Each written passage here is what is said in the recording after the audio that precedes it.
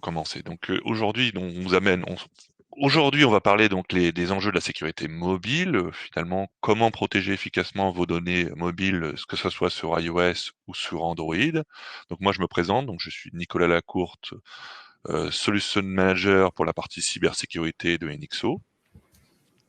Bonjour à tous, donc je suis Farah Karimi, Threat Prevention Sales Manager pour l'Europe du Sud pour la société Checkpoint. Et bonjour à tous, je suis Patrick Palliet, ingénieur avant-vente chez Checkpoint. Alors on a un agenda assez serré, effectivement. On espère vous partager un maximum d'informations dans un temps relativement limité, puisque là on a à peu près 55 minutes, ou on dépassera peut-être un petit peu. On va essayer de tenir finalement le timing.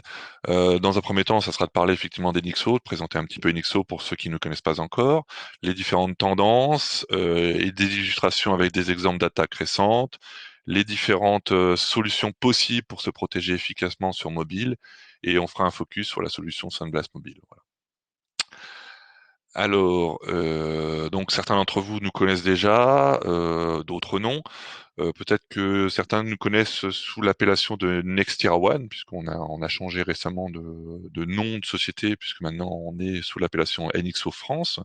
On est une société de services qui finalement peut vous accompagner dans votre transformation digitale à travers trois métiers très différents, qui sont l'infrastructure digitale, donc tout ce qui est LAN, WAN, SD-WAN, data center, ce genre de choses.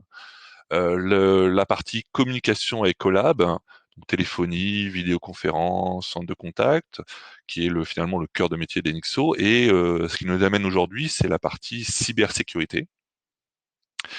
Quels que soient les domaines, notre offre de service, finalement, elle couvre l'ensemble du cycle de vie des solutions, c'est-à-dire de la partie conseil, intégration et exploitation, pour le coup, au sein de Enixo.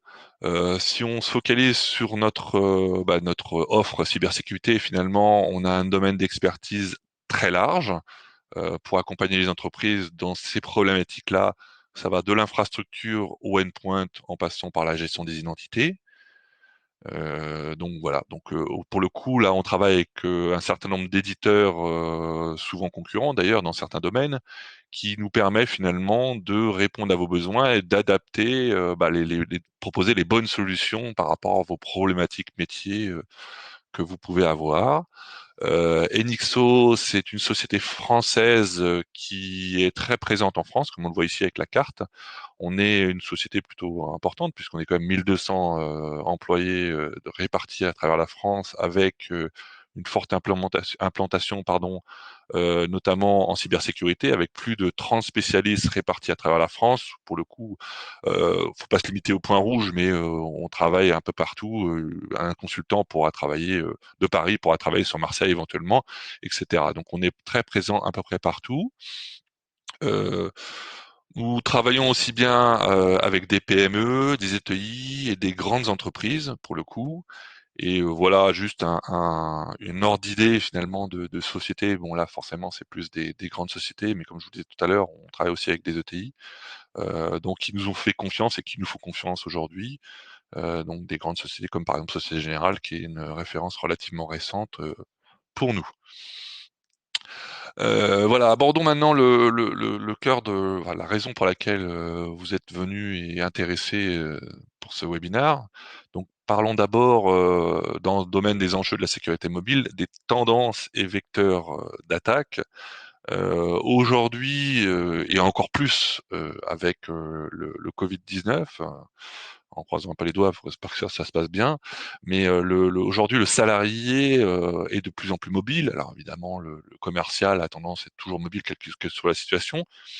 Mais aujourd'hui, avec le télétravail, l'explosion du télétravail, il travaille de plus en plus donc à domicile, avec son ordinateur portable de l'entreprise, mais aussi son smartphone. Et le mobile, pour le coup, il fait vraiment partie du quotidien du salarié, mais aussi du quotidien personnel. Je suis sûr que, par exemple, là, actuellement, vous avez votre téléphone portable à votre disposition juste à côté de vous, ou même vous êtes déjà en train de tapoter dessus. Toujours est-il que, voilà, aujourd'hui, c'est l'évolution, cette tendance-là. Et en plus de cela, le mobile est devenu finalement un smartphone comme son nom l'indique, intelligent, ultra connecté, polyvalent. Vous faites quoi? Vous regardez vos mails d'entreprise, vous vous connectez sur vos Salesforce par exemple, vous faites énormément de choses finalement, en termes de fonctionnalité, c'est comparable à un ordinateur portable de plus en plus. Donc voilà. Et il y a aujourd'hui de plus en plus d'appareils mobiles. Donc finalement, alors côté négatif de la chose, c'est qu'il y a de plus en plus de moyens pour les hackers d'entrer, puisqu'il y a plus de fonctions, donc plus de surface d'attaque. Il y a pourquoi aussi, c'est parce qu'il y a beaucoup de données personnelles, professionnelles. On parle de photos, on parle d'un accès sur Office 365 par exemple. Donc finalement, c'est une forte valeur ajoutée pour l'utilisateur, mais aussi pour le hacker. Et on le sait en cybersécurité, le endpoint qui regroupe donc c'est bien le mobile que l'ordinateur portable, c'est une surface d'attaque importante, notamment via le phishing, donc l'utilisateur. Au niveau des chiffres clés sur mobile, on s'aperçoit quoi? C'est que finalement, les mobiles sont énormément utilisés. On voit quand même 63% du trafic web se fait sur smartphone. Donc on dépasse l'utilisation sur ordinateur. C'est quand même assez étonnant. On passe aussi 3h14 chaque jour sur Internet via le téléphone portable, si on fait un rapprochement avec la télévision. Où là, pour le coup, les Français, ils consacrent 3h30 en moyenne pour la télévision et 3h14 donc sur Internet. Bon, après, ça dépend effectivement de la tranche d'âge. Plus on est dans la tranche d'âge basse, plus c'est important. Et ce genre de choses, voilà. Donc finalement, en dehors de cet aspect-là, c'est que finalement, c'est malheureusement un problème pour les entreprises, puisque 33% des entreprises admettent avoir connu une attaque par mobile en 2018, et c'est une tendance qui s'accentue chaque mois, chaque année. Et comme on l'a vu tout à l'heure, comme je le dis tout à l'heure, puisque c'est le moyen de se connecter à ses emails, se connecter à son Salesforce, finalement, c'est une prolongation de SI. C'est-à-dire par là, avec Office 365, on va accéder à ces données sur SharePoint, ce genre de choses. Et donc, c'est un élément qui doit faire partie de la sécurité pour son SI. Et les entreprises ont tendance à oublier ce genre de choses, puisqu'ils se protègent efficacement, disons, au niveau infrastructure, par des firewalls, par exemple. Mais comme je dis en dessous, c'est un peu dommage de se protéger, de mettre des murailles dans sa maison si on laisse la porte ouverte, la fenêtre ouverte, pardon. Donc c'est un point d'entrée extrêmement important qui est souvent oublié, très souvent oublié. Là, je fais juste un petit parallèle finalement entre l'ordinateur et le mobile, ce qui est quand même assez intéressant.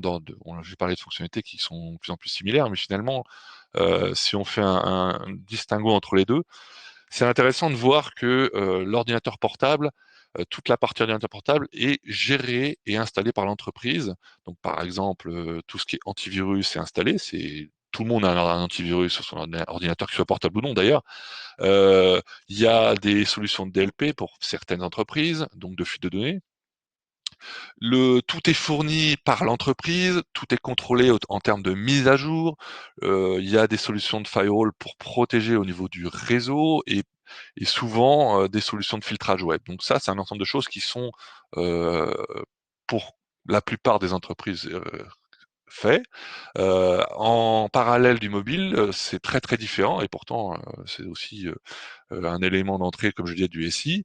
Il est souvent choisi et acheté par l'utilisateur. Bon, là, je ne parle pas de l'ordinateur, le mobile, pardon.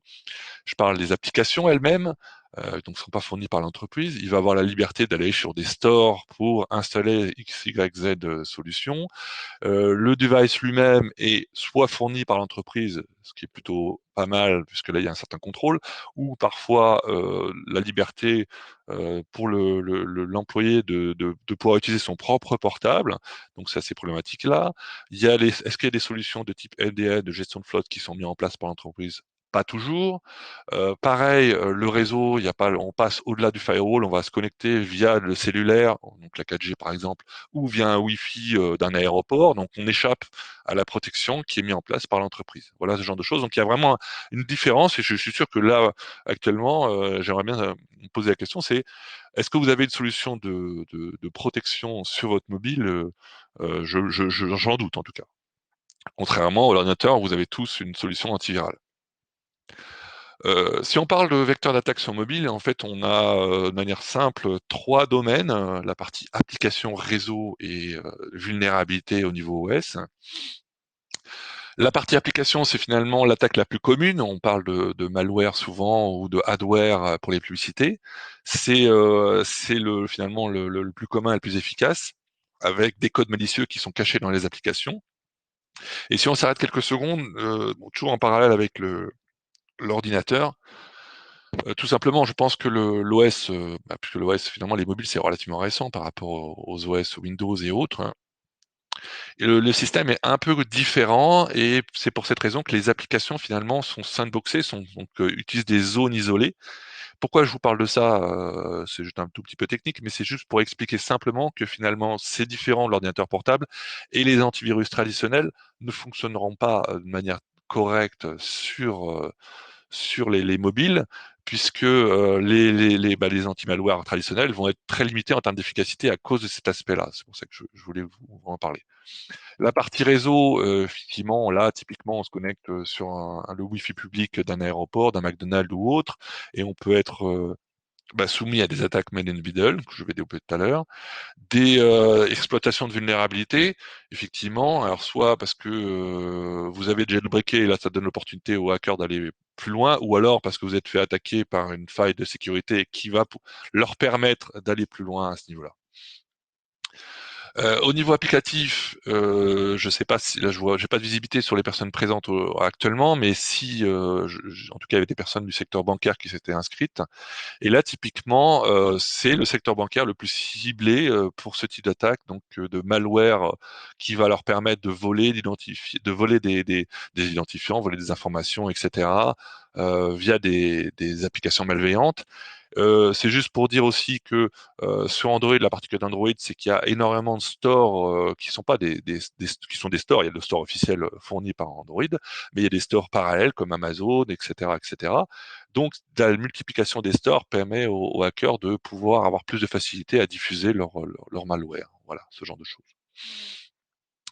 Au type d'attaque, toujours, alors là pour le coup au niveau réseau, c'est là vous le subissez tous les jours, vous recevez de temps en temps, j'imagine, des SMS de ce type-là, donc ce qu'on appelle des smishing, donc c'est la version SMS du phishing, voilà, disant que votre compte, il est nécessaire de se réidentifier, votre compte Apple, où vous avez reçu une facture, etc., qui renvoie vers des liens, voilà, qui vont ouvrir des portes pour les hackers. Donc ça c'est il y a de plus en plus des multiplications ce genre de choses. Je l'ai évoqué tout à l'heure, la problématique de se connecter, effectivement, il est déconseillé aux utilisateurs de se connecter à des Wi-Fi publics, privilégier des réseaux de confiance. Et donc là, on est confronté, typiquement, dans ce type de situation, pardon, à une attaque de type man in the middle, où là, il y aura interception des données, des communications, et pourra potentiellement avoir des vols de données. Donc, ce qui est quand même assez dramatique pour cette partie. Enfin, dernière partie en type d'attaque, les failles système, ce qu'on appelle aussi les vulnérabilités zero day, c'est-à-dire les vulnérabilités qui ne sont pas encore connues et qui sont découvertes. Alors déjà, quand c'est zero day, effectivement, c'est des failles de sécurité qui ne sont pas encore connues, donc qui permettent aux hackers d'exploiter ces vulnérabilités. Et à partir du moment où elles sont découvertes par Android, Apple, l'idée est d'effectivement proposer des mises à jour. Et évidemment, je vous incite à mettre à jour le plus vite possible votre OS. Mais ce qui est intéressant de constater entre la différence entre iOS et Android, c'est que pour le coup, chez iOS, la mise à jour est directement poussée au niveau du consommateur, ce qui quand même facilite la rapidité pour laquelle vous êtes informé qu'il y a une mise à jour et donc votre efficacité à couvrir ces trous dans la raquette, on va dire.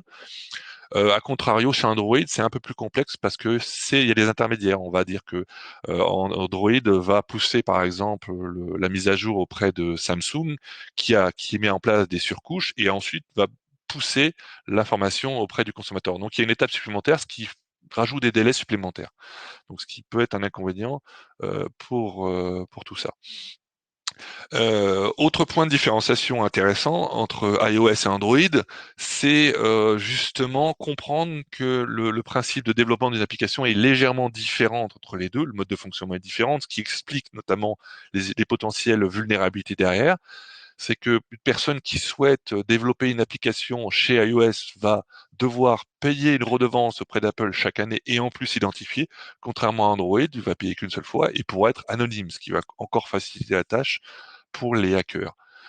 Autre élément, la diffusion de l'application, il y aura une revue manuelle chez iOS, donc ça va prendre, on va dire 1 semaine, 2 semaines de revue manuelle avant de autoriser la diffusion sur les stores officiels, sur le store officiel, pardon.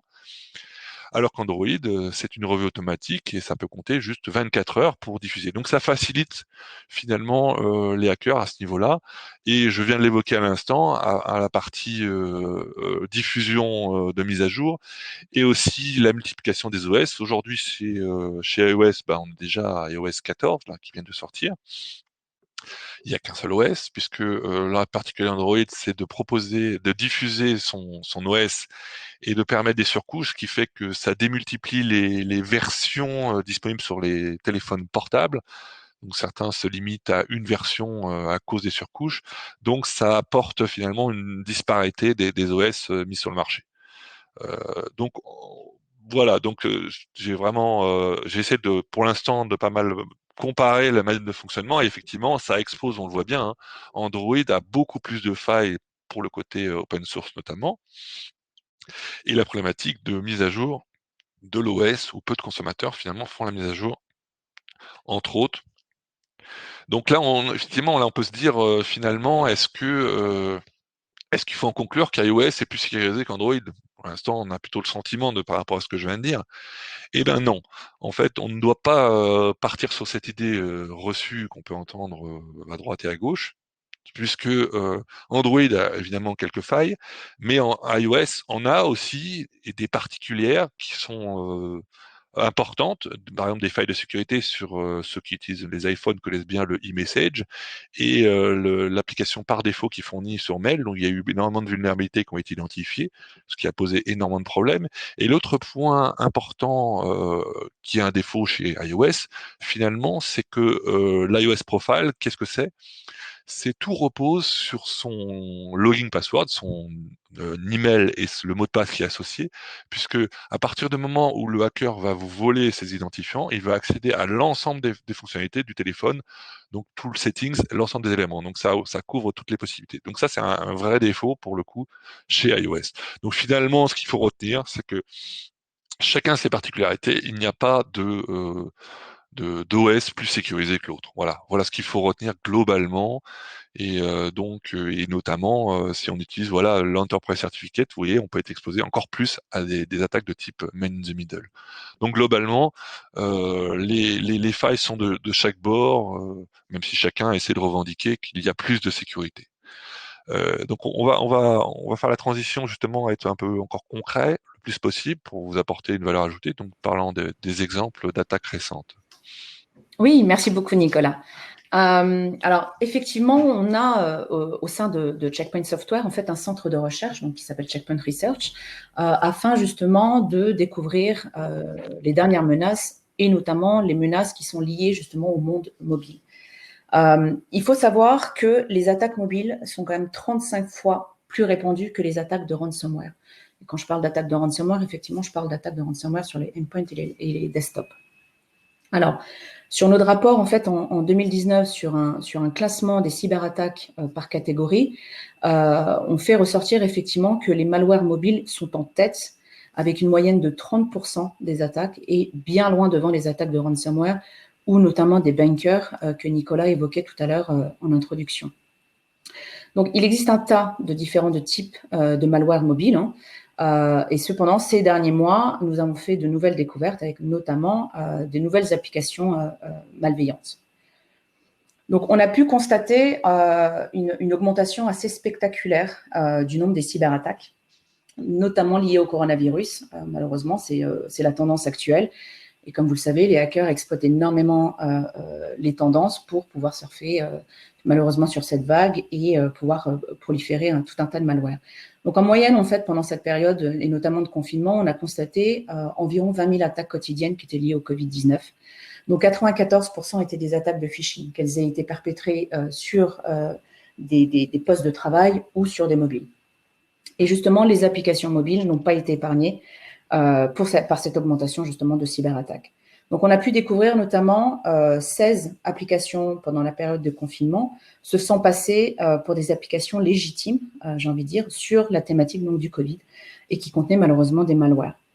Donc, ces malwares, comme par exemple donc, des Metasploit reverse shell, qui sont en fait des payloads qui créent en fait une connexion depuis la cible vers l'attaquant, ou alors les premium dialers ou les bankers, par exemple. Qu'est-ce qu'ils ont pour but? Donc, ils ont pour but tout simplement de voler les informations sensibles des utilisateurs ou encore, comme les premium dialers, de générer en fait des revenus frauduleux à partir de services à tarifs majorés. Donc là, on a quelques exemples comme le COVID-19 Tracker, par exemple, effectivement, avec une application en l'occurrence iranienne. Autre découverte majeure, les ransomware mobiles. Alors, bien qu'ils viennent de commencer effectivement à faire leurs premiers pas dans le monde mobile, ils évoluent extrêmement rapidement et à mesure, en fait, malheureusement, que les hackers, justement, mettent à profit l'expérience acquise par le passé, justement, pour créer des attaques de ransomware mobile. Donc ici, en l'occurrence, Black Rose Lucy, c'est un malware qui a été initialement découvert par Checkpoint donc en septembre 2018. Lucy, en fait, c'est ce qu'on appelle un MAS, Malware as a Service. C'est un dropper, en fait, pour Android. Et malheureusement, 2 ans plus tard, il est de nouveau actif et donc avec de nouvelles variantes et de nouvelles capacités, en l'occurrence de ransomware, qui lui permettent en fait tout simplement de prendre le contrôle des appareils des victimes. Et ces fameuses campagnes justement d'attaque, elles ont été distribuées principalement via des liens, donc envoyés via les médias sociaux, et notamment des applications de messagerie instantanée du type WhatsApp. Donc, une fois infecté, en fait, Lucy chiffre les fichiers de votre mobile et affiche une note de rançon via le navigateur au même titre que ceux qu'on peut recevoir ou qu'on a pu recevoir effectivement pendant les grandes vagues massives d'attaques de ransomware sur laptop. Autre nouveau vecteur d'attaque, ce qu'on appelle le MDM, donc le Mobile Device Management. Alors, il est très important de faire la distinction entre manager et sécuriser un mobile device. D'accord? Donc, manager signifie quoi? C'est gérer les applications, configurer les paramètres, appliquer notamment les politiques mises en place par l'entreprise, donc sur plusieurs appareils à la fois. Sécuriser un device signifie par contre le protéger des menaces et des attaques malware. Alors, ce qui fait la caractéristique la plus importante du MDM, sans doute d'ailleurs la raison de son existence, c'est aussi malheureusement son talon d'Achille. Donc, c'est une commande unique, c'est un contrôle unique, mais pour l'ensemble du réseau mobile. Si cette plateforme est malheureusement, j'ai envie de dire, violée, l'ensemble du réseau mobile l'est aussi. Et c'est ce qui s'est passé notamment avec cette attaque. Donc, en fait, les hackers ont diffusé le malware au travers du MDM sur plus de 75% des appareils de l'entreprise en question. Et le malware en question, donc c'est Cerberus, en fait, qui est initialement justement un banker que j'évoquais tout à l'heure, qui était connu pour Android. Donc les bankers, c'est vraiment spécialisé dans le vol bancaire ou les sites commerciaux. Et maintenant, à nouveau, avec une variante de ce qu'on appelle le MRAT, donc Malware Remote Access Trojan, et qui permet tout simplement aux hackers un contrôle de l'appareil, notamment, le vol des identifiants, donc tout ce qu'on appelle credentials, les login passwords par des keylogging, les données notamment Google Authenticator, et de tous les SMS reçus avec le double factor authenticator malheureusement inclus. Donc là, on observe vraiment une nette évolution des attaques mobiles. Alors, le ransomware mobile devient malheureusement de plus en plus sophistiqué, efficace, on l'a vu notamment avec les différents vecteurs qu'ils peuvent utiliser, comme l'a montré notamment Lucy, ou l'application COVID-19 Tracker par exemple. Et ça représente, comme on le voit, une étape importante en fait dans l'évolution des malwares mobiles. Alors, tôt ou tard, malheureusement, le monde mobile connaîtra probablement une attaque de ransomware destructrice majeure et aussi massive qu'ont pu l'être notamment les WannaCry, les Petya, NotPetya, etc. Donc, c'est pourquoi il est impératif, effectivement, pour les entreprises aujourd'hui de s'en prémunir. Merci Farah. Alors effectivement, avec toutes ces mauvaises nouvelles, entre autres, on se pose tout de suite la question, mais comment se protéger efficacement? Et c'est là où effectivement, NXO peut vous accompagner dans ce domaine-là et vous donner quelques briques, bon, peut-être un peu génériques pour les bonnes pratiques. Effectivement, la première chose, on le dit toujours, que ce soit l'ordinateur ou le téléphone portable, c'est éduquer l'utilisateur. Donc sensibiliser l'utilisateur aux différents risques, ce qu'il doit faire et pas faire. Forcément, c'est un premier élément. Évidemment, définir des mesures de sécurité adaptées aux risques. Alors là, tout dépend effectivement d'utilisation des données critiques ou non qu'on a derrière. par l'entreprise et les moyens qu'on se donne, évidemment, si le téléphone est géré par l'entreprise. Comme par exemple, ici, je donne des exemples de sauvegarde, d'update. D'update, ça peut être poussé par le MDM, justement, pour qu'il y ait toujours le téléphone à jour, ce genre de choses. L'aspect mot de passe, tu viens d'évoquer effectivement une attaque, c'est quand même assez terrible, d'authentification forte. Ça, c'est le conseil. Là, tu as donné l'exemple, effectivement, ils ont réussi à pouvoir pirater et récupérer les SMS qui étaient poussés pour l'authentification, la double authentification. Moi, j'irais encore plus loin, c'est carrément de disposer d'éléments physiques, comme par exemple une clé Yubico, donc c'est une clé physique d'authentification, c'est un peu plus contraignant, mais toujours est-il, c'est un niveau de sécurité beaucoup plus fort, des mots de passe complexes. Alors, mots de passe complexes, effectivement, pouvoir gérer, on peut se faire accompagner par des gestionnaires de mots de passe, des coffres-forts notamment, et évidemment disposer pour le téléphone portable de solutions de détection avancée, ce qu'on verra tout à l'heure. Et autre aspect important, c'est pouvoir, quand on utilise un téléphone avec des données d'entreprise et des données personnelles, de pouvoir séparer les données personnelles des professionnelles. Donc typiquement, on va voir, mais ça pourrait être la problématique d'un container qui pourrait être une solution. Donc voilà, je donnais quelques bonnes pratiques, mais toujours est-il que voilà, on peut, nous, Nixo, peut vous accompagner pour faire ce genre d'audit et pour vous accompagner et vous dire voilà ce qui fonctionne bien et comment améliorer votre sécurité dans ce domaine-là. Donc si on fait un overview assez rapide, les types de solutions qui existent aujourd'hui, non pas les logos, mais les catégories de solutions. Donc là, on a parlé de MDM, gestion de flotte. Bon, maintenant, c'est vrai que on utilise beaucoup le terme MDM, même si ça a beaucoup évolué. Maintenant, on parle plutôt de UEM, qui englobe encore plus de fonctionnalités, comme par exemple le contrôle des applications, entre autres, mais et avec des marques relativement connues, Intune, qui domine le marché, Mobile Iron, AirWatch, maintenant qui a changé de nom avec VMware.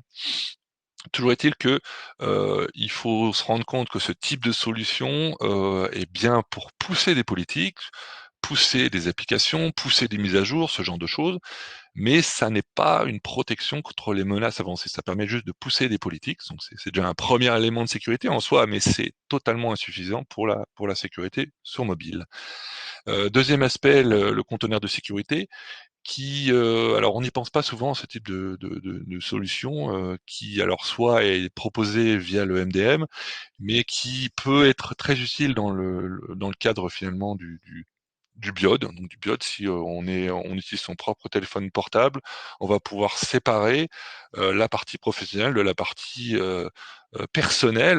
Donc c'est amusant d'ailleurs que Checkpoint, qui est comme un spécialiste de la sécurité, qui utilise d'ailleurs qui permet d'utiliser des téléphones portables et donc qui oblige ses salariés, donc ça, c'est plus Farah et Patrick qui peuvent en parler, mais pousse à ce qu'ils aient des solutions, un container, donc ils proposent eux-mêmes d'ailleurs la solution Workspace de Checkpoint, ce genre de situation. Donc voilà, ce type de solution container peut avoir son sens, en particulier si on est dans le cadre du BIOD, donc Bring Your Own Device. Mais ça ne protège pas finalement nos villes contre toujours les attaques malware. Ça évite la fuite de données, le container.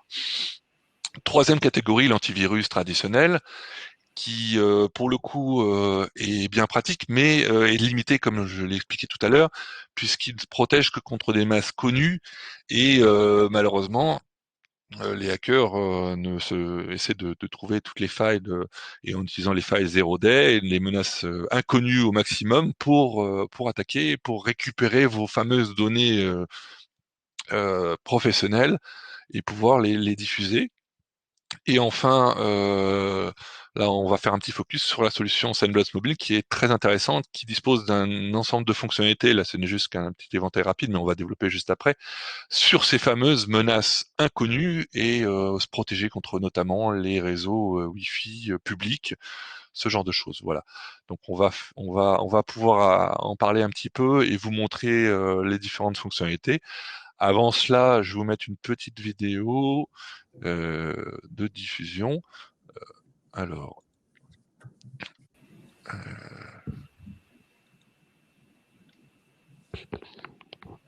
Merci Nicolas. On va maintenant voir comment on va se protéger contre les applications malicieuses. Aujourd'hui, on utilise le mobile dans un contexte personnel, mais aussi professionnel. L'installation d'applications peut être une source de compromission de données, surtout dans le cadre d'une utilisation Bring Your Own Device. Tous les ans, il y a des applications malicieuses qui sont téléchargées depuis des stores officiels et ça impacte des millions de devices. Pourtant, ces applications sont censées être sécurisées. Par contre, le principal risque vient des stores non officiels. Et lorsqu'une application malicieuse est installée sur un téléphone, le pirate il va avoir accès aux données de l'appareil, qu'elles soient personnelles ou professionnelles. Parmi ces données qu'il va récupérer, on va remonter des photos, on va récupérer des fichiers sauvegardés sur le téléphone ou sur le cloud. Le pirate il va également être capable de prendre des photos, d'enregistrer des conversations, d'utiliser le GPS pour géolocaliser le téléphone. Il va être capable d'intercepter des mails, des SMS, de récupérer des informations sur les cartes de paiement, mais également d'accéder aux données confidentielles de l'entreprise. Avec la solution de Check Point SandBlast Mobile, en fait, on va être capable d'être protégé contre ce type de menace. Lorsqu'une application est installée, SandBlast Mobile va analyser cette application et alerter l'utilisateur si l'application est malicieuse. Une fois que l'application est installée, l'alerte elle est supprimée et le téléphone n'est plus considéré comme risqué. On va également donner à l'administrateur une visibilité complète sur l'état de la sécurité de sa flotte mobile. Il va être capable de repérer très facilement les devices qui sont infectés et de rentrer dans le détail de chaque application. Il va être capable de récupérer le niveau de risque, les capacités et le comportement de l'application en question. La confidentialité des données de l'utilisateur est également garantie car seules les caractéristiques anonymes de l'appareil et le comportement des applications sont reportés et aucune donnée sauvegardée sur l'appareil n'est remontée. Notre analyse a été effectuée sur le cloud avec notre BRE et elle permet de minimiser l'impact sur la batterie de l'appareil, ce qui va permettre de garantir une bonne expérience utilisateur. SandBlast Mobile va donc vous permettre d'être protégé contre les menaces avancées sur le mobile avec une gestion simple et efficace depuis un management dans le cloud. Et je vais redonner maintenant la main à Farah qui va développer les fonctionnalités de notre produit. Merci beaucoup Patrick.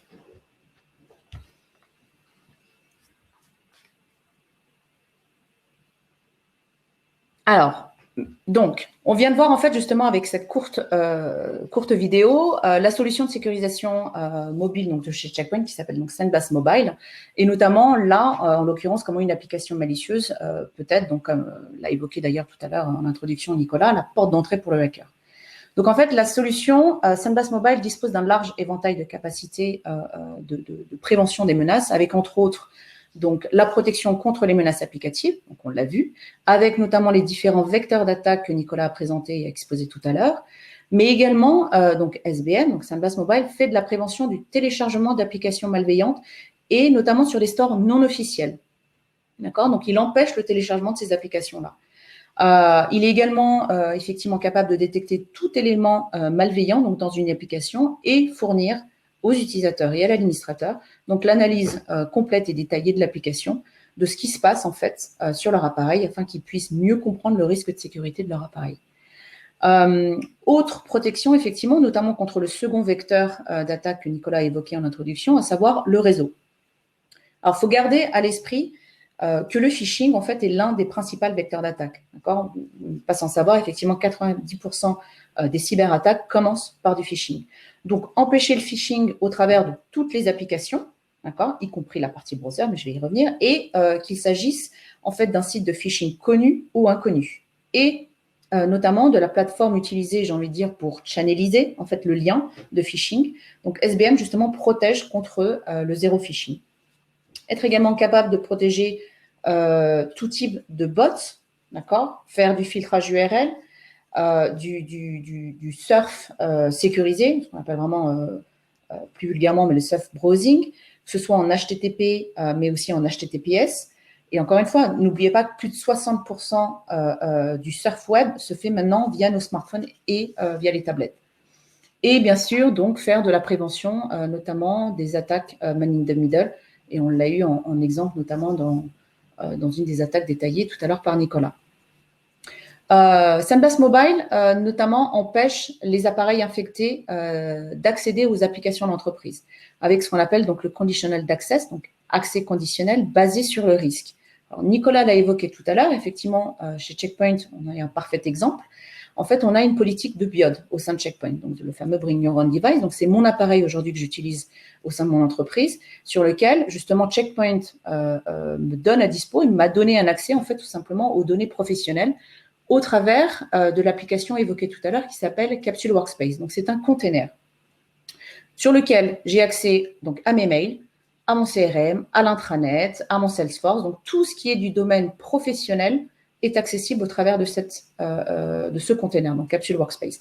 On n'a pas, en l'occurrence, déployé de MDM, de Mobile Device Management. Donc, on est vraiment un exemple de BIOD avec container. Donc, vraiment pour faire la partie ségrégation pro et perso. Et en l'occurrence, Checkpoint a mis en place plusieurs règles donc justement d'accès conditionnel, et notamment 2. La première, en l'occurrence, c'est que pour que moi, Farah, je puisse accéder justement à ce container et à mes données d'entreprise, je dois avoir obligatoirement et préalablement avoir installé SandBlast Mobile. L'application s'appelle Protect en tant que telle. Donc, l'application installée et à jour. Sinon, en fait, on me bloque tout simplement l'accès à ce container. Deuxième des règles d'accès conditionnel, en cas de risque détecté en cas d'infection, alerté notamment par SandBlast Mobile, et que mon device du coup est considéré comme étant à risque, mon accès est également bloqué jusqu'à ce que je procède justement au fameux nettoyage de mon appareil. Donc, soit que j'enlève l'application qui est infectée, ou que je procède tout simplement au nettoyage de l'appareil. Donc ça, c'est vraiment ce qu'on appelle les conditional access, et tout va dépendre après, encore une fois, de la politique de gestion de flotte que vous avez pu mettre en place au sein de votre entreprise, mais vous avez la possibilité de gérer un certain nombre de règles de cette manière-là. Et enfin, prévention donc contre le troisième vecteur d'attaque, en l'occurrence l'OS, donc l'appareil en lui-même. Donc SBM en fait a la possibilité, donc SandBlast Mobile, de détecter les OS exploits ou toute mauvaise d'ailleurs configuration, qu'elles soient intentionnelles ou non intentionnelles, et pouvoir ainsi identifier effectivement le jailbreak ou le root de l'appareil. Alors jailbreak ou root, pour ceux qui ne savent pas, effectivement que ce soit qu'on ait un iOS, qu'on soit sous iOS ou sous Android, effectivement c'est une appellation différente. Mais c'est tout simplement un processus qui permet d'enlever la première couche de sécurité en fait de l'OS, donc de l'appareil en l'occurrence. J'aime bien faire cette analogie avec le scooter. En fait, dans notre jeunesse, en fait, à l'époque où on était encore adolescent, on avait des scooters et moi j'avais en l'occurrence bon nombre d'amis qui s'amusaient à débrider les scooters. Donc ça leur permettait d'avoir plus de puissance, plus de performance. Et c'est exactement le même principe sur les téléphones. Donc, que ce soit intentionnel ou non intentionnel, mais effectivement, vous avez la possibilité de débrider les performances de vos téléphones en modifiant la première couche de sécurité, donc en procédant justement au jailbreak ou au root de l'appareil. Alors, quels sont justement les bénéfices de déployer SandBlast Mobile? Alors, premièrement, effectivement, ça permet d'avoir une visibilité totale et complète sur les menaces mobiles, grâce notamment au dashboard que nous a présenté tout à l'heure Patrick, et qui est entièrement basé dans le cloud. D'accord? Donc, c'est extrêmement facile à déployer. Ça s'intègre aux solutions existantes, en l'occurrence dans votre architecture, et on y revient juste après. Très important, on utilise, en fait, on bénéficie de notre base d'intelligence qui s'appelle le Threat Cloud, qui est la plus large base de données d'IoC au monde. Encore une fois, alors c'est vrai que Checkpoint, on est très connu dans le monde de la cybersécurité. On a pas loin de 27 ans de background et d'expérience dans ce secteur-là. Et justement, avec tous ce que j'ai envie de dire, les sensors, donc les capteurs que fournissent toutes nos solutions déployées à travers le monde et chez nos clients, donc que ce soit des solutions de firewall, des solutions de sécurité endpoint ou de sécurité cloud, etc., tout cela, en fait, bénéficie également à notre solution de sécurité mobile. Et ça, c'est effectivement une très grande valeur ajoutée qu'apporte Checkpoint à cet aspect de sécurité mobile. Et bien évidemment, garantir donc la sécurité des données sensibles, notamment de votre entreprise. Alors, très important, comme je vous le disais, effectivement, SandBlast Mobile s'intègre à votre environnement. D'accord? Donc, SandBlast Mobile fait partie de la famille de solutions Checkpoint Infinity, donc peut-être intégré et géré en fait sur le portail Infinity. Donc là, effectivement, on voit un exemple. Donc, on remontre effectivement la partie dashboard qu'a présenté tout à l'heure Patrick. La partie intégration au SIEM complète notamment avec ArcSight, R6Log ainsi que Splunk. Une intégration, j'ai envie de dire, prête à l'emploi, extrêmement simple et efficace, donc avec les principales solutions. Donc, tu l'évoquais tout à l'heure, Nicolas, donc du EM ou d'MDM ou EM selon les appellations, donc Unified Endpoint Management, qui existent sur le marché. Donc là, on a donné une liste effectivement de quelques exemples. Tu évoquais tout à l'heure donc Workspace ONE, qui est anciennement AirWatch, donc Mobile Iron ou MAS 360, etc. Et également les containers. Donc, en fait, on ajoute donc une couche de sécurité critique à ces solutions-là afin qu'elles puissent appliquer des politiques de gestion sur les appareils, donc en fonction du renseignement sur les risques qui est fourni par SandBlast Mobile. Et donc également d'autres environnements comme, en l'occurrence, l'Active Directory, donc Azure AD ou la DFS. Donc pour résumer, SunBlast Mobile en fait permet une protection totale de votre smartphone et de votre tablette. Elle s'intègre effectivement complètement à votre politique de gestion de flotte mobile. Encore une fois, que vous ayez mis en place une politique de BIOD ou une politique de, alors vous entendrez beaucoup les appellations de COP, COBO, COP pour Corporate Owned Personnel Enable, c'est-à-dire vous autorisez la partie d'utilisation personnelle dessus, ou en l'occurrence COBO, donc c'est un appareil appartenant à l'entreprise sur lequel uniquement la part de business y est autorisée. Donc encore une fois, on s'intègre à votre environnement, à l'architecture qui est déployée au sein de votre entreprise, et le déploiement est extrêmement simple et rapide.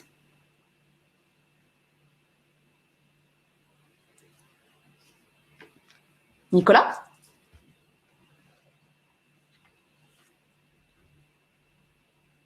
Alors, je ne sais pas si Nicolas nous entend, c'est pas très grave. Qui a été coupé, pardon. Non, je voulais dire que le déploiement est aussi bien via MDM que sans MDM d'ailleurs. Tout à fait. Tout à fait. Comme je l'évoquais d'ailleurs tout à l'heure, effectivement, nous, on est un parfait exemple parce qu'en l'occurrence, on n'a pas de MDM de déployer. Et on a la politique de BIOD en l'occurrence. Tout à fait. Voilà, la présentation est maintenant terminée, donc on est ouvert effectivement aux questions. Alors, est-ce qu'il y a vraiment encore des malwares sur le Google Play avec ce que Google Play a mis en place comme sécurité? Alors voilà, première question. Hop, je reprends au fur et à mesure les questions, parce que je vois qu'il y en a quand même pas mal, et je vais essayer juste de les reprendre au fur et à mesure. Alors, est-ce qu'il y a effectivement vraiment encore des malwares sur le Google Play avec ce que Google a mis en place comme sécurité? Alors, que ce soit Google ou que ce soit d'ailleurs Apple, malheureusement, effectivement, il existe encore des applications et des malwares qui se diffusent sur ces applications à disposition sur ces stores. Faut savoir qu'avec Google, notamment, on a une étroite collaboration. Tous les ans, effectivement, Google édite son rapport de sécurité, dans lequel d'ailleurs Checkpoint est cité, parce qu'en fait, on a en moyenne détecté environ 70% des malwares qui étaient diffusés sur leur store, grâce en l'occurrence à notre centre de recherche que j'évoquais tout à l'heure. Donc effectivement, l'étroite collaboration qu'on peut avoir avec ces stores nous permet en l'occurrence d'essayer de nettoyer au maximum les stores, mais malheureusement, on n'est pas à l'abri encore qu'il y ait des applications malveillantes ou sur lesquelles il y a encore une fois des failles de vulnérabilité qui peuvent exister et sur lesquelles le hacker va chercher à exploiter. Alors, autre question, là, je vais peut-être pouvoir répondre. Est-ce que le Wi-Fi de coworking sont considérés comme public? Alors, j'ai envie de dire oui, pour le coup. Tout dépend aussi si c'est en entreprise pure. Alors évidemment, en entreprise pure, là, c'est géré, il y a du firewall, etc. En général, le coworking, tout dépend ce qu'il y a derrière. Mais j'ai envie de dire oui, c'est du public. Effectivement, on ne sait pas qui sont les personnes présentes forcément. C'est plus complexe. Donc, il est préférable d'être équipé. Typiquement, la solution de Checkpoint va protéger puisqu'elle va analyser finalement le Wi-Fi et pouvoir voir s'il y a un éventuel danger ou une tentative d'attaque main middle. Donc oui. Comment est-ce que ça se déploie sur des devices gérés par Intune? Alors là, c'est une solution très précise pour le coup, de déploiement par le MDM d'Intune. Patrick, peut-être qu'on peut te laisser la main?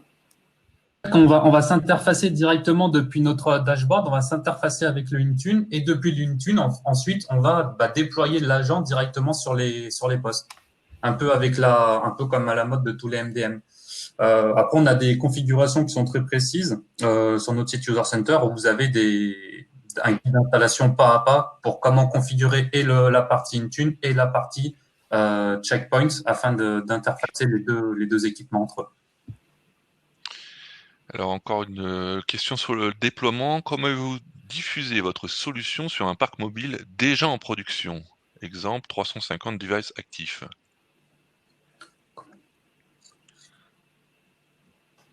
Alors après, ça va dépendre pour cette question, ça va dépendre s'il y a déjà un MDM en place ou pas. Mais s'il y a un MDM en place, en fait, ça va être le même principe qu'avec un Intune ou quel que soit le type d'MDM. En fait, on va juste pousser l'application directement à partir du MDM. Et s'il n'y a pas de MDM, on va être capable d'importer un fichier dans notre dashboard qui va permettre ensuite d'envoyer soit un SMS, soit un mail aux utilisateurs avec un QR code qui va leur permettre de télécharger l'application. Oui, Alors effectivement. maintenant, oui, vas-y. Vas-y, Farah. Non, j'allais juste rajouter en fait que maintenant il y a une nouvelle feature en fait parce que ce que vient d'expliquer effectivement Patrick, c'est que le déploiement, en tout cas la diffusion effectivement de ce fameux QR code, il y a une interaction en tout cas de l'utilisateur, mais on a également la possibilité de faire ce qu'on appelle le zero touch capability, c'est-à-dire de faire effectivement un déploiement sans qu'il y ait une action de l'utilisateur derrière. Donc ça c'est très important parce qu'encore une fois, certaines entreprises ne souhaitent pas en l'occurrence que l'utilisateur ait une quelconque action derrière. Ça, c'est une vraie valeur ajoutée, je reconnais. Mais toujours est-il que sur le dashboard, on pourra voir si effectivement la solution a bien été installée. Enfin, vraiment, il y aura des statuts différents, donc il y aura un certain contrôle si si ça a été bien installé, si la diffusion a bien eu lieu. Mais si c'est fait manuellement, j'avoue que c'est relativement simple. Bon, après, c'est encore mieux sans le zero touch. Ça peut être une problématique en entreprise. La différence entre mobile protection et l'antivirus, quelle valeur ajoutée? On l'a vu tout à l'heure finalement, l'antivirus est une fonctionnalité extrêmement limitée sur l'antiviral et principalement sur des virus connus, alors que là on va au-delà déjà du connu, donc l'inconnu, on s'attaque à la partie réseau, on s'attaque à la partie vulnérabilité de l'OS, donc ça va beaucoup plus loin. Voilà la vraie valeur ajoutée d'une solution comme mobile protection confrontée à un antivirus. Et en l'occurrence, effectivement, la plupart des malwares qu'on voit, et on l'a montré notamment avec les dernières, on va dire les derniers malwares auxquels on a pu faire face là, c'est des variantes de virus déjà connues. Donc ceux-là, en l'occurrence, ne seront pas interceptés par les fameux antivirus. Donc c'est extrêmement limité dans son action. Donc il faut vraiment bien faire cette différence, tout à fait. Alors, question toujours autour du MDM, de la gestion de flotte. Est-ce qu'il existe quand même une notion de gestion de flotte avec SandBlast ou faut-il vraiment avoir un MDM? Alors là, il y a une double distinction effectivement à faire. En l'occurrence, avec SandBlast Mobile, on a une visibilité au travers du dashboard, et ça, Patrick, tu pourras peut-être un petit peu développer derrière, mais on a une visibilité sur effectivement la flotte sur laquelle est installé le device. Et en l'occurrence, ceux qui ne sont pas installés, ceux qui ont été actifs ou non actifs, etc. Et je laisse Patrick justement développer juste derrière. Après, il n'est pas nécessaire, encore une fois, d'avoir un MDM pour pouvoir le déployer. Il y a deux choses distinctes, encore une fois, sur la partie gestion de flotte mobile, c'est-à-dire pour vraiment avoir la gestion administrative du device en tant que tel, ou éventuellement pour mettre des premières règles d'autorisation de téléchargement d'applications ou non, selon, encore une fois, la politique de gestion de flotte que vous avez. Mais en l'occurrence, j'aime vraiment nous donner en exemple, parce que pour le coup, on est plus de 5500 à travers le monde, et on a la politique de BIOD, et pour le coup, on n'a pas du tout de MDM. Et grâce au dashboard, notamment, et grâce à SandBlast Mobile, ça permet effectivement de checker quels sont les devices qui sont considérés à risque, quels sont les devices qui ont été équipés, entre guillemets, de SandBlast Mobile, quels sont ceux sur lesquels il y a une activité ou non-activité. Voilà. Mais ça ne permettra pas derrière de faire de la pure gestion de flotte mobile. C'est uniquement le but purement de SandBlast Mobile, c'est vraiment de se prémunir contre ces attaques. Et pour compléter ce que tu viens de dire, Farah, dans le dashboard, justement, on va être capable de voir, en plus de l'état de risque du device, on va être capable de voir le statut du device, c'est-à-dire qu'on va on va savoir le nombre de devices qu'on a, ou de mails et de SMS qu'on a envoyés. Et par rapport à ça, on va faire des statistiques. On va dire, tiens, telle personne a installé le device, telle personne n'a pas installé le device. Ce device, il est installé, mais il était inactif depuis 2 semaines. Et donc, en fait, on va déjà avoir un statut à partir de ce dashboard-là. On va être aussi capable de créer des règles de sécurité, justement, notre politique de sécurité directement depuis le dashboard. Avec aussi une gestion centrale de tous les logs des mobiles qui remontent sur ce dashboard.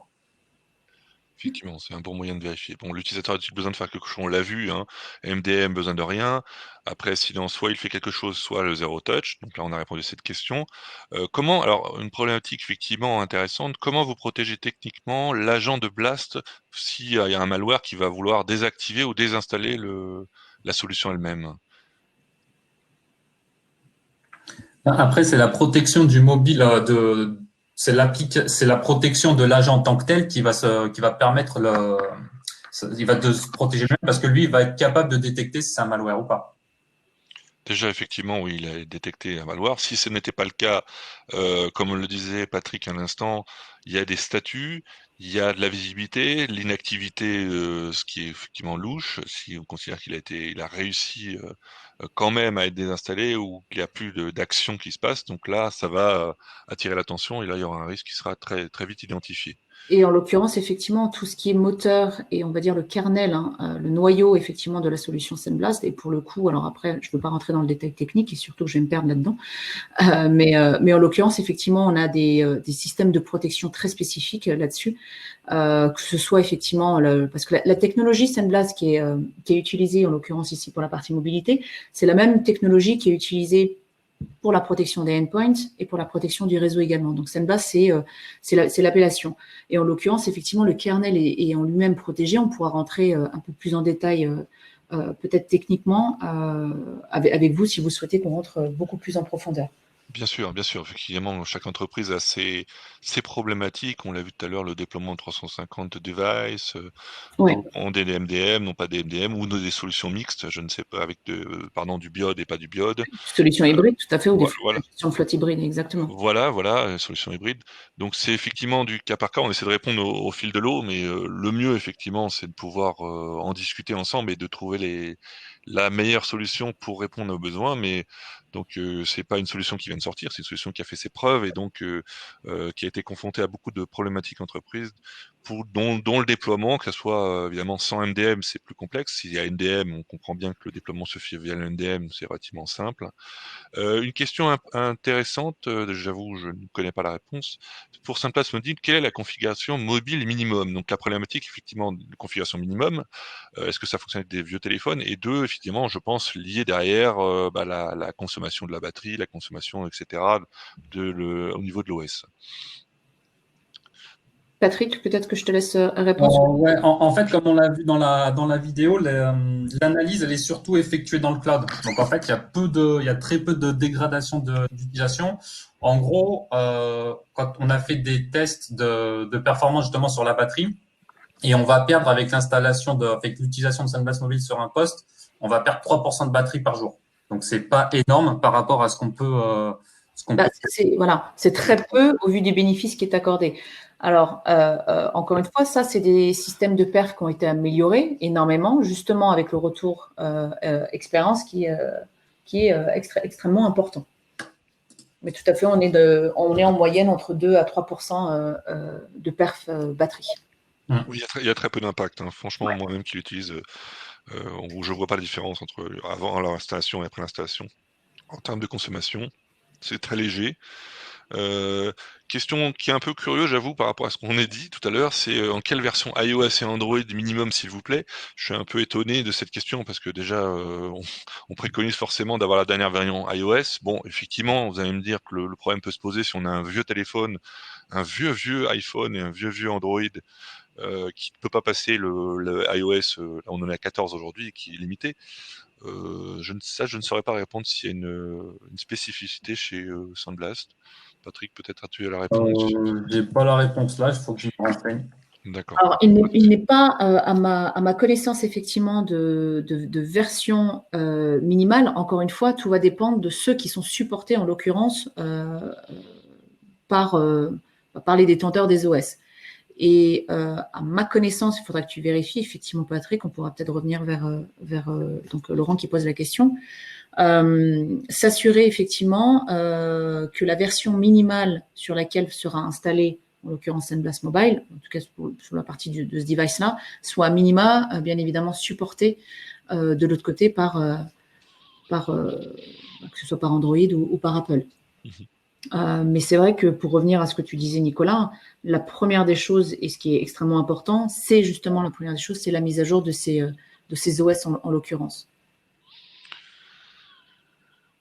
Alors attendez, il y a beaucoup de questions. Il y a beaucoup, beaucoup de questions. Oui.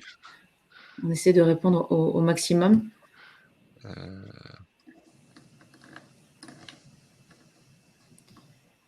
La composition. Ah oui, ça va. Est-ce que ça va prendre de la data? Je comprends la question. Est-ce que ça va consommer de la data? C'est ça si je comprends bien la question. Ça, c'est typiquement, je pense, des gens qui sont à l'étranger, enfin en dehors de l'Union européenne. Alors, je suis pas sûre d'avoir compris la question. Mais je pense que est-ce que ça consomme de la data? Je pense que je suis pas la seule à pas Tout l'avoir compris. simplement, est-ce que ça consomme de la data? La data, puisqu'on dispose d'un certain nombre de gigas en 4G. Est-ce que ça consomme de la data? En Europe, c'est pas. En Enfin, Europe, je le pense qu'on problématique. le problématique est plutôt couverte parce que je pense qu'on a tous des données suffisamment importantes pour répondre à ce problème-là. C'est évidemment, on est aux États-Unis, on n'a pas forcément le forfait. Est-ce que, enfin, je pense que c'est ça la question derrière. À mon avis, ça va être très faible, j'imagine. Alors, ça va être En même temps, c'est un peu incohérent parce que finalement, les problématiques qui arrivent, c'est que la data, bah, c'est quand on télécharge une application et dans ce cadre-là, on la télécharge pas trop. Euh, donc là, je peux pas trop dire, mais finalement, Non, mais toute la partie de roaming, effectivement, ne sera pas forcément impactée. Après, ce qu'il est important de voir, c'est que ça dépend si encore une fois, si les voyages se font en dehors des zones qui sont couvertes, justement par le roaming. Mais voilà, il y a pas d'impact, en tout cas, sur la consommation de data en tant que telle, comme aujourd'hui, j'ai envie de dire, le reste des applications qui tournent sur vos smartphones. Ce sera le même type de connexion, puisqu'il y a une connectivité, en l'occurrence, de sécurité. Donc, les mêmes types de données qui peuvent sortir de vos applications personnelles ou professionnelles, ce sera le même système avec SunBlast Mobile. existe-t-il? J'ai la réponse par rapport aux versions supportées. Donc, c'est iOS, c'est la version 10 minimum et Android, la version 5. D'accord. Donc c'est assez large, effectivement, puisqu'on est au 14 aujourd'hui. Oui. Ouais. Là, on tape Et des là, on téléphones Android. qui sont assez anciens, en tout cas, aujourd'hui. Existe-t-il une version grand public? Oui, il existe une version grand public. Je crois que c'est Zone Alarm, si je ne m'abuse. Tout à fait. Alors, on va prendre encore quelques questions, mais après, on va dépasser. Alors, est-ce qu'avec SandBlast, on a toute la protection assurée sur le endpoint, c'est-à-dire toutes les fonctionnalités importantes, spécialement anti-spyware, adware, sandboxing, et surtout, est-ce que la protection de la messagerie instantanée est inclue? Je pense que c'est peut-être une traduction Google, effectivement. Alors, oui, le principe, en fait, de SunBlast Mobile, c'est justement de reprendre les politiques et les fameuses policies que vous mettez en place pour vos gestions de endpoint. Alors, quand je dis endpoint, je parle de laptop et de desktop. Le principe ici, quand on a effectivement développé cette solution, ça a été de dire, voilà, aujourd'hui, le smartphone est un endpoint à part entière également sur lequel on a les mêmes utilisations qu'un laptop. Donc, l'idée, c'était vraiment d'étendre les fonctionnalités de sécurité qu'on met en place pour l'équivalent d'un EDR qu'on a également, donc c'est une base agent en l'occurrence pour le poste de travail, mais pour la partie mobile. C'est-à-dire, en gros, typiquement, on fait également la partie donc, sécurisation du surf web, on fait effectivement donc, la sécurisation des applications qui est propre vraiment à la partie du monde mobile.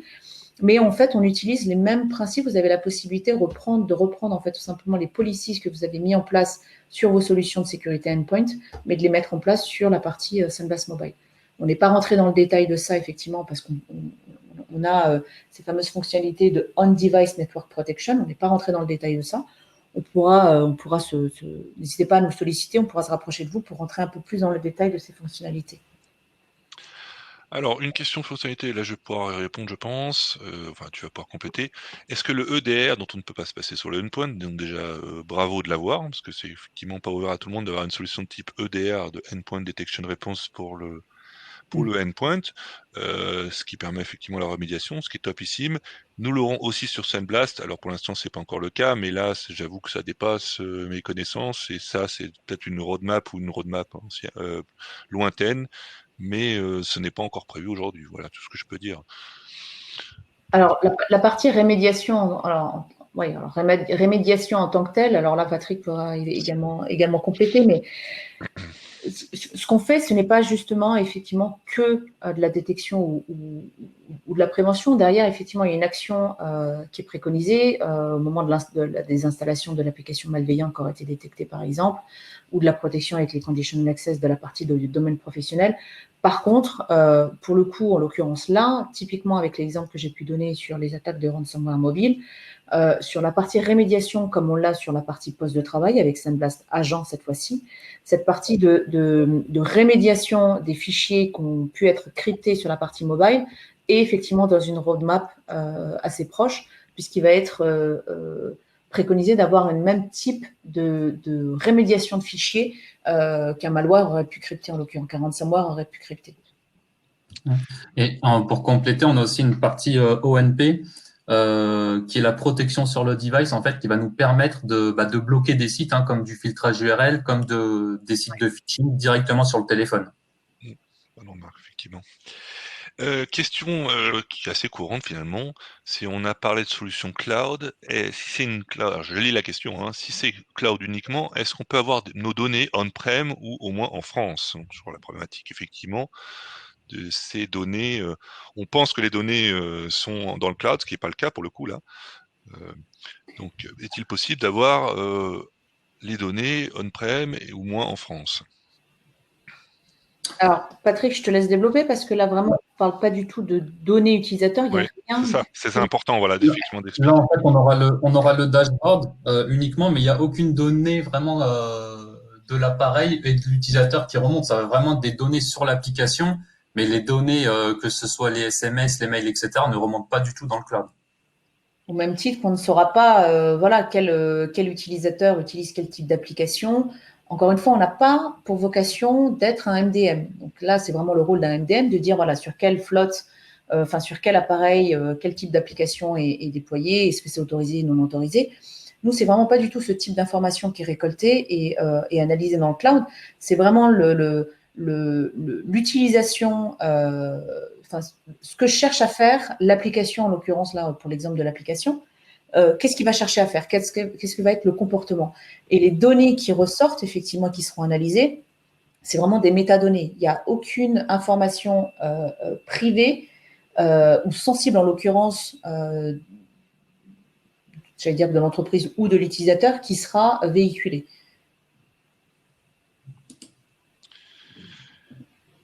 Ok, et après une question tarifaire, moi la question tarifaire, j'avoue, c'est pour avoir un ordre de grandeur, parce qu'effectivement, ça dépend du projet, ça dépend de beaucoup de choses, ça dépend en passant par NXO, entre autres, les prix. Alors les prix publics, par exemple, juste donner déjà un ordre d'idée pour les prix publics, même si c'est un peu trompeur par rapport à ce qui peut être négocié pour vous, en tant que client. Alors nous, les prix publics sont en dollars, encore une fois, donc ça nous est relativement difficile d'évoquer des prix ici. Mais alors les prix publics, moi je vais aborder un prix public en dollars. On est de l'ordre de 48 dollars, effectivement, prix liste sur une année. Alors les prix peuvent être effectivement bien évidemment dégressifs en fonction de multi-années, si vous prenez 2 ans, 3 ans ou plus. Et aucun changement de tarifaire, que ce soit sur iOS ou Android, bien évidemment. C'est la même tarification. Pareil, il existe en fait une tarification par utilisateur, mais il existe également, alors par device, pardon, j'ai envie de dire, donc par nombre de smartphones ou de tablettes protégées, mais vous avez également une tarification par utilisateur. Parce que vous avez notamment dans votre entreprise probablement des utilisateurs qui ont un smartphone, une tablette et un deuxième smartphone qui soit pro ou privé. Et donc là, en l'occurrence, il peut y avoir effectivement une tarification par utilisateur qui va jusqu'à 3 devices. Donc là, encore une fois, on n'est pas sur la même tarification. Mais vous avez beaucoup d'entreprises en fait qui utilisent ce système un peu hybride. C'est très souvent un petit peu, j'ai envie de dire, le board ou les équipes un peu VIP de ces entreprises sur lesquelles on fournit une protection par utilisateur, donc qui va jusqu'à 3 devices. Voilà, je crois qu'on est arrivé à la fin des questions. On a quand même épuré pas mal de choses. Voilà, merci en tout cas de votre participation. J'espère en tout cas que vous êtes venus, vous avez appris des choses sur cet aspect de protection mobile et tous ces risques auxquels vous êtes confrontés et que vous avez été convaincus, en tout cas qu'il faut protéger aussi bien son mobile que son ordinateur portable, son ordinateur en manière générale. On pourra vous transmettre par email notre présentation sans aucun problème. Voilà, je vous remercie en tout cas de votre participation. En tout cas, il y a beaucoup de questions, donc beaucoup de sujets. C'est très intéressant. Voilà. Merci beaucoup. Et Merci. encore une fois, voilà, n'hésitez pas à revenir, donc soit vers NXO ou vers nous. Effectivement, si vous voulez avoir une présentation plus détaillée et vraiment plus adéquate, en tout cas par rapport à vos problématiques. Bien sûr, oui, tout à fait. Parce que sachant qu'effectivement, aujourd'hui, on a beaucoup de sociétés d'univers très différents, bancaires, santé, etc., qui ont des problématiques très différentes. Donc voilà, on saura adapter et vous répondre à vos besoins. Merci beaucoup en tout cas. Merci à tous. Merci.